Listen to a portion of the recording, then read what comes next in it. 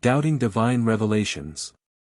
Time and again people will doubt my divine revelations because they do not have enough living faith, otherwise they could easily understand my actions during the final time before the end.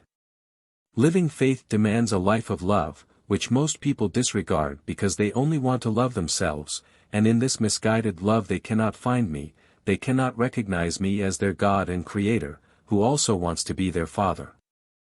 Their faith is a mere formality, an acquired knowledge of faith, which could not yet become alive in them, and therefore they cannot understand the outpouring of my Spirit either, which I have promised to all of those who believe in me and keep my commandments. Because it is to those whom I want to reveal myself. And the more they adhere to this formal faith, the more they reject my revelations, which, however, I will continue to send to earth because I consider it necessary for people to be informed of the whole truth and not seek the purpose of life in distorted doctrines, by believing what is far removed from the truth and not being able to recognize the plain, simple truth from me any longer.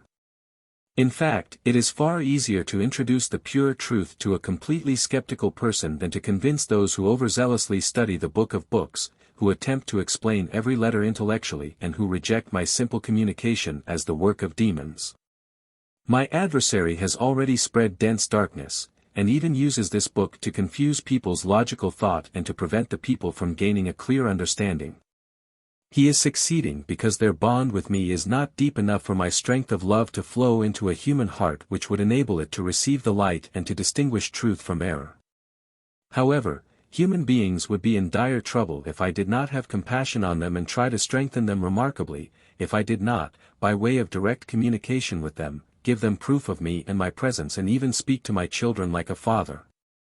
You humans are still seeking me in the distance. Even if you believe in me, you cannot believe that the Father speaks to his children, that he himself bends down to persuade his children to submit themselves to him trustingly, asking him to guide them through their earthly lives.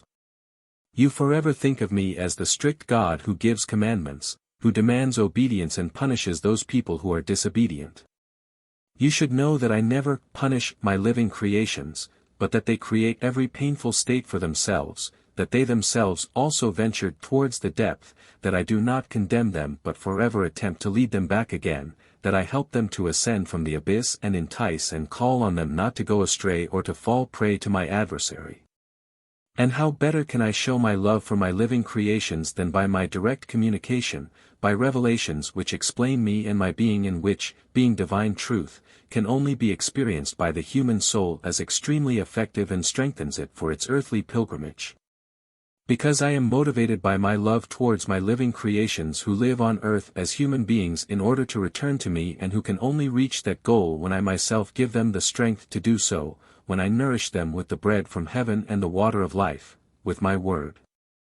And people refuse to understand this act of love and hence also decline my valuable gift of grace. They are not alive and also remain faithful to the lifeless form of Christianity, because they lack the strength of faith for as long as they lack love, which would provide them with the right concept of me, of my being, which is love, wisdom and power. And love will give itself time and again, and it will give to those who are weak but of good will everything they need to successfully complete their pilgrimage on earth. Time and again my love will show itself because it also wants to be loved by those who originated from my love and who have to unite with me again forever. Amen.